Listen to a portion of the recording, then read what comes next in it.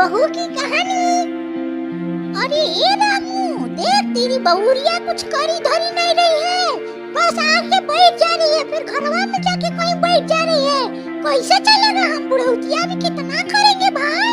दादी की ऐसी बात सुनकर फिर रामू बोलता है दादी से, अरे अम्मा तुम भी गजब हो, एक ही दिन हुआ है बिया भैया भाई काल रतिया के आई है बिया करके कहा जा रही हो, एक दिन में पूरा काम धाम करके टप हो जाए। अरे थोड़ा दिन रहने दो, उसे भी घूमने फिरने दो, समझने दो गांव को, अपने लोगों को, तब ना वो काम करेगी। और ये भाई देख बुढ़िया लगत है ससुर जी के भड़कावत है, वही ऐसा तना न होई कि ससुर जी मारे लगे हमके। अब इन बिया करके आए लली रतिया के कहते घरवा में का जात है, जो झाड़ू पोछा लगाओ, बतावा रतियों के हमके ना छोड़ ले रहल। सुबेरे उठली है पूजा करे जात नहीं तो बुढ़िया एकदम हमार झुंडो पकड़ के खींच ले से होती पूजा पाठ बंद कर, बस तू जाके घरे का झाड़ू पोछा कर। अरे भाग्यवान तुम भी गजब बेवकूफ हो, ये बुढ़िया बुढ़िया क्या खा रही हो, वो मेरी दादी है, थोड़ा सम्मान तो दो। ठीक है वो तुमसे काम करा रही है, वो चाहती नहीं है कि तुम बिगड़ जाओ बाकी लोगों की तरह। हाँ क्यों नहीं, चलो अभी कुछ दिन और देख लेती हूँ, देखना जब ये तेरे हाथ से निकल जाएगी ना तो तू बोलना कि मेरी बहू तो बाकियों की ही तरह निकल गई, पता लगेगा तेरे बेटे को भी भड़का के तेरे से दूर लेके चली जाएगी। अभी से सगा कर रही हूँ, तैयार रहना। तभी पति खड़ा हो जाता है और बोलता है अपनी पत्नी से कि अब उसे जाना होगा खेत में काम करने। उसके बाद पति वहाँ से जल्दी जल्दी जाने लगता है खेत में काम करने। पति के जाने के बाद लोग अपने अपने काम में लग जाते हैं फिर से। अरे कदही अब ने कुछ नहीं बना कर ली, मेरा पोता और मेरा बेटा कैसे भूखे रहेंगे, कैसे लड़की से लोग ब्याह करा दिए। मैं पहले ही बोल रही थी रगड़ुआ की पत्नी ले आओ, उसे से ब्याह करा दो, लेकिन मेरी बात कोई नहीं माना, उसे तो प्रेम विवाह करना था, कर ले। अरे नहीं सासू माँ तुम ऐसा मत बोलो, मैं अभी पूजा करके आ रही थी, मेरे पेट में दर्द हो रहा था, मैं अभी कर देती हूँ सारा, खाना भी बना दूंगी, पोछा भी लगा दूंगी, झाड़ू भी लगा दूंगी, दीवार भी साफ कर दूंगी, गैस भी साफ कर दूंगी, आप चिंता मत करो। अरे बस कर कदही, अगर कुछ नहीं की रहेगी ना तो फिर बताते हो तुझे, इस बार मैं जिंदा नहीं छोड़ूंगी तुझे। बुढ़िया ऐसे ही कहते कहते घर में आ जाती है, फिर एक लात खींच के पतों को मार देती है। तभी बेचारी औरत लगती है फुट फुट के रोने, फिर बुढ़िया कहती है पतों से, अरे एक लात तक की देवी, अगर मेरे सामने रोई दोबारा ना तो खींच के एक पटाखा मारूंगी। अब मैं यहाँ से जा रही हूँ, मेरे बेटे से और मेरे पोते से कुछ भी तुमने कहा तो मैं तुम्हें फिर से एक लात मारूंगी, ठीक है? बेचारी पतों को डरवाने के बाद फिर बुढ़िया वहाँ से जल्दी जल्दी घसक लेती है। तभी औरत बोलती है, आने तो मेरे पति को, आज उन्हें सब सच बता दूंगी, मैं नहीं रह पाऊंगी उनके साथ। लड़की ये सब बोल ही रही होती है कि तभी उसका दूल्हा काम करके गांव से जल्दी जल्दी घर में आ जाता है। तभी दूल्हा आकर बोलता है, अरे मेरी जानम तुम्हें क्या हो गया है, तुम इतनी उदास क्यों लग रही हो, बताओ जरा। तभी औरत लगती है रोने। तभी पति घबरा जाता है कि वे रो क्यों रही है। तभी पति पूछता है पत्नी से, अरे अरे अरे पगली कोनो तो हुआ ना, तुम नाटक करत थी कि सच्चू में रोत है रहता है।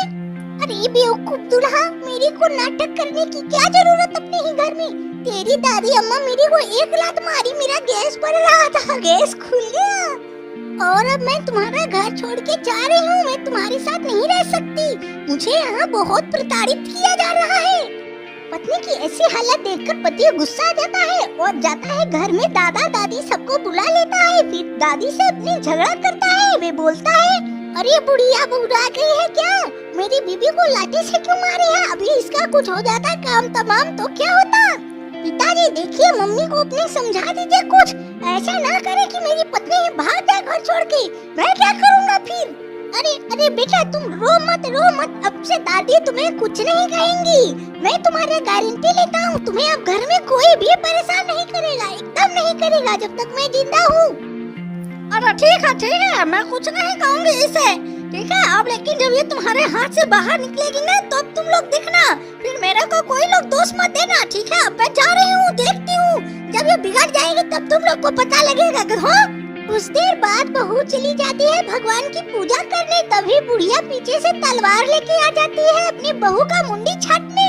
बहू ये सब देखकर खड़ी हो जाती है, तभी उसकी रक्षा करने माता काली आ जाती है और वे बोलती है, दादी मैं तुम्हें समझाती हूँ, इस बार मान जाओ, नहीं तो अगली बार मैं आऊंगी तो मैं तुम्हारा संहार कर दूंगी। याद रखो ये मेरी भक्त है, इस पे कभी कोई संकट नहीं आना चाहिए।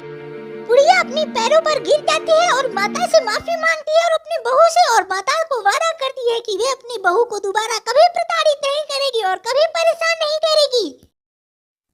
दोस्तों अगर आप हंसे हैं तो हमारी वीडियो को लाइक, चैनल को सब्सक्राइब करना ना भूलें। बाय बाय, मिलते हैं अगले वीडियो में।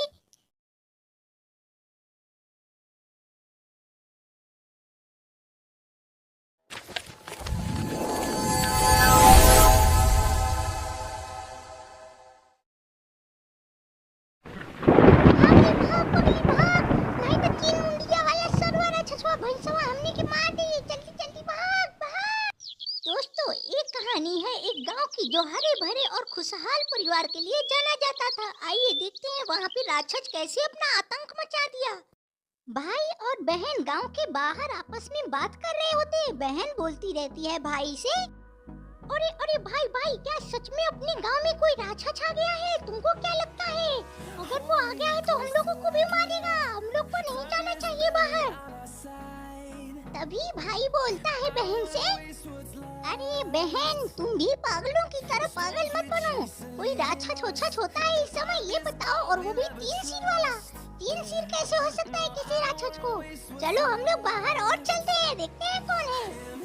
दोनों भाई और बहन आपस में बात ही कर रहे होते हैं कि तभी पीछे से 3 मुंडी वाला राक्षस उनकी आवाज सुनकर वहाँ पर आ जाता है। वे आकर इन लोगों से बोलता है, अरे पीछा देख रे राक्षस, पीछा देख। बेवकूफ अपने भाई को, अरे मायरी 3 मुंडी, ये भाई दुनिया में कोई सन कना का बरिया पहन ले है भाई। अरे मायरी, अरे मूर्खों, मैंने तो पूरे गांव में अपना हड़कंप मचवा दिया है कि मैं आ गया हूँ, तो तुम लोग अपना गांव छोड़ के मेरे इलाके में क्या करने आ गए हो? क्या तुम्हें डर नहीं लगता?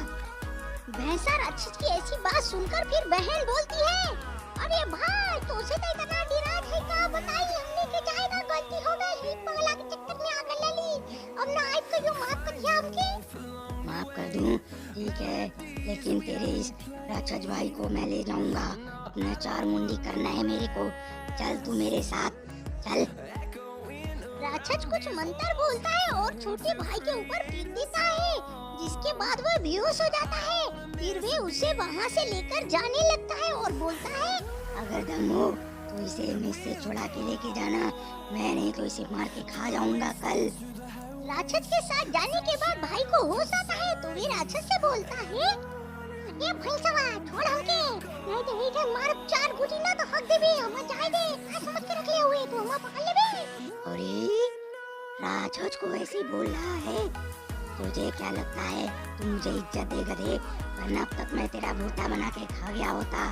तो अभी मैं तुझे मारूंगा कुछ दिन में, फिर अपना 4 मुंडी कर लूंगा। आवे दे हमारी बहनिया की, उतर तीनों का तीनों मुंडियां लेके चल जाई, तब पता लगी तो के रुक गए रोई लिया वे के ओके, जब ले जाई ना तो तीनों मुंडियां लेके गुटी खेलब।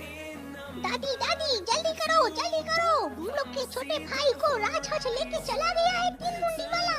हम उसे मना कर रही थी लेकिन वे गांव के बाहर चला गया था दादी। अरे राक्षसवा को मिला, हम तो बुढ़ौती आ गए हैं, अब हम कैसे लड़ब राक्षस से?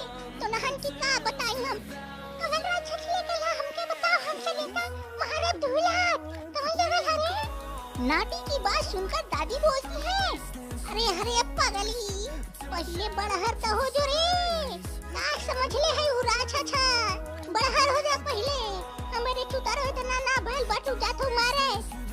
चलो चलो हम लोग चलते हैं माता काली की पूजा करने, वही हम लोग की रक्षा करेंगी।